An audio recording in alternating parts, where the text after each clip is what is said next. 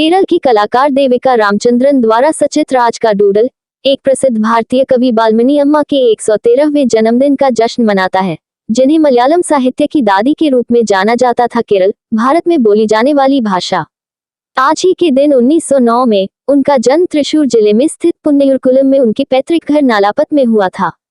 वह अपनी कविता के लिए अनगिनत पुरस्कारों की प्राप्तकर्ता थी, जिनमें सरस्वती सम्मान देश का सबसे सम्मानित साहित्यिक पुरस्कार और पद्म विभूषण भारत गणराज्य का दूसरा सर्वोच्च नागरिक पुरस्कार शामिल हैं।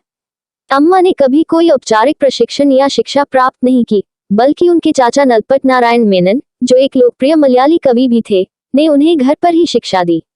उनके पास किताबों और कृतियों का एक प्रभावशाली संग्रह था, जिसका अध्ययन अम्मा ने कम उम्र में किया था। 19 साल की उम्र में उन्होंने मलयालम अखबार मातृभूमि के प्रबंध निदेशक और प्रबंध संपादक वीएम नायर से शादी की। 1930 में 21 साल की उम्र में अम्मा ने अपनी पहली कविता कोप्पुकाई शीर्षक से प्रकाशित की।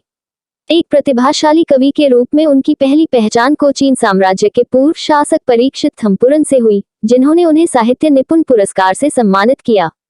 भारतीय पौराणिक कथाओं के एक उत्साही पाठक के रूप में अम्मा की कविता ने महिला पात्रों की पारंपरिक समझ पर एक स्पिन डालने का प्रयास किया। उनकी शुरुआती कविताओं ने मातृत्व को एक नई रोशनी में गौरवान्वित किया, उन्हें मातृत्व की कवयित्री के रूप में जाना जाने लगा। उनके कार्यों ने पौराणिक पात्रों के विचारों और कहानियों को अपनाया, लेकिन महिलाओं को एक शक्तिशाली व्यक्ति के रूप में चित्रित किया जो सामान्य मनुष्य बनी रही। उनकी सबसे प्रसिद्ध कृतियों में अम्मा 1934, मुथस्सी 1962 और मधुविंते कथा 1966 शामिल हैं। बालमनी अम्मा कई पुरस्कारों की प्राप्तकर्ता थी और उन्होंने कविता, गद्य और अनुवाद के 20 से अधिक संकलन प्रकाशित किए।